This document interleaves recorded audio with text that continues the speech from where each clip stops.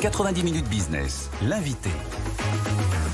Et nous profitons de ce 14 juillet pour parler de l'armée aujourd'hui. Une fois n'est pas coutume. Avec nous ce midi, Clément Tétu, bonjour. Bonjour. Vous êtes président fondateur du cabinet RH Pépite. C'est un cabinet de recrutement qui a été créé en 2021. Concrètement, vous êtes spécialisé dans les anciens profils, les profils d'anciens militaires, et vous les placez en entreprise. Absolument, c'est bien ça. C'est un cabinet que j'ai créé en 2021. Au jour d'aujourd'hui, on est une équipe de 7, une dizaine d'associés. Et notre mission, finalement, c'est de valoriser les profils d'anciens militaires pour les mettre à profit des entreprises qui ont besoin de ce type de talent. 30 000 militaires quittent chaque année l'institution. Ils sont très jeunes, ils ont 30 ans en moyenne. Première question, pourquoi ils quittent l'institution si tôt ? Sitôt, pour une simple et bonne raison, c'est que l'armée a une nécessité d'avoir des hommes jeunes, enfin des hommes et femmes jeunes, car c'est un métier qui est physiquement éprouvant. Et de ce fait-là, l'armée, tous les ans, renouvelle 10% de ses effectifs. Donc pour ce faire, les armées vont privilégier des contrats courts qui font qu'un certain nombre de militaires quittent au bout de 3, 4, 5, 6 ans de contrat pour après s'orienter vers de nouvelles perspectives. Car ils ont pu bénéficier, avec ces premières années dans les armées, d'une solide base de compétences et de connaissances et surtout d'un savoir-être beaucoup recherché dans le monde civil. C'est intéressant. Sur quel type de postes sont-ils les plus appréciés ou sont-ils les mieux placés chez vous, par exemple ? Alors, pour des personnes qui, on va dire, ne connaissent pas les armées, beaucoup peuvent attendre les militaires dans des environnements tels que la sûreté et la sécurité. Maintenant, à titre personnel, j'ai créé ce cabinet pour ouvrir le champ des possibles. Car beaucoup de militaires s'orientent vers cet écosystème, souvent par défaut, parce qu'ils méconnaissent finalement l'étendue du champ des possibles. Et donc, pour nous, notre mission chez Pépite, on reconvertit beaucoup de militaires dans les domaines de la logistique, du service aux entreprises, des transports, de la grande distribution. On a des exemples assez amusants. Par exemple, un ancien de la DGSE qui maintenant a pris la tête d'une agence de services à domicile. Donc, et jamais de sa vie en la DGSE, il aurait pensé travailler au profit des personnes âgées. Mais ce qui est intéressant, c'est que quand on lit ce que vous faites chez Pépite, c'est que vous les placez quand même d'emblée dans des postes de management. Absolument. Ce qu'il faut savoir, c'est que un militaire, quasiment au bout de 6 mois, va être mis dans une situation de management, ne serait-ce que pour encadrer de jeunes recrues.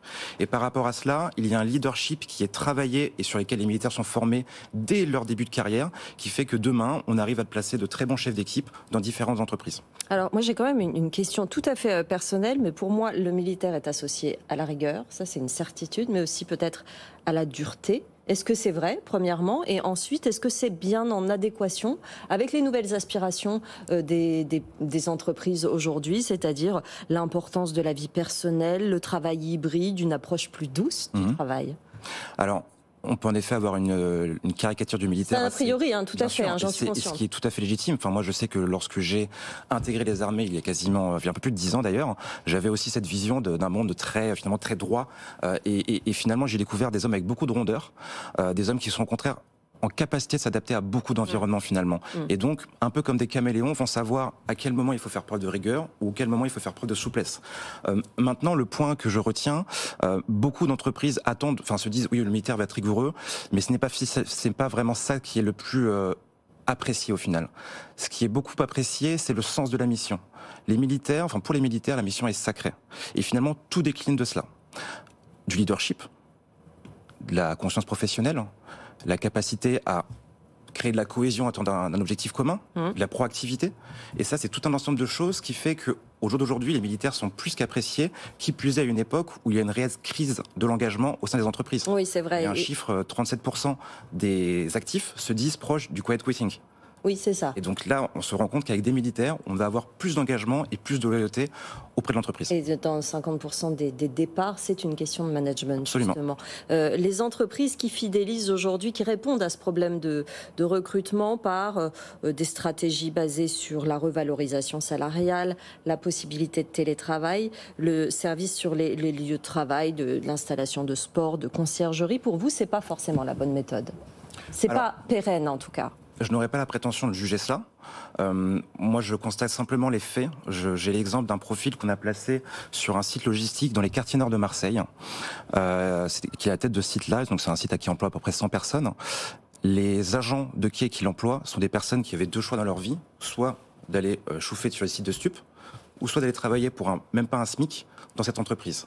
Et en fait, ce chef a réussi à créer une forme de cohésion grâce à son leadership et son charisme, qui fait qu'il a su engager ses collaborateurs. Et pour autant, ses collaborateurs sont très peu payés et n'ont pas de télétravail.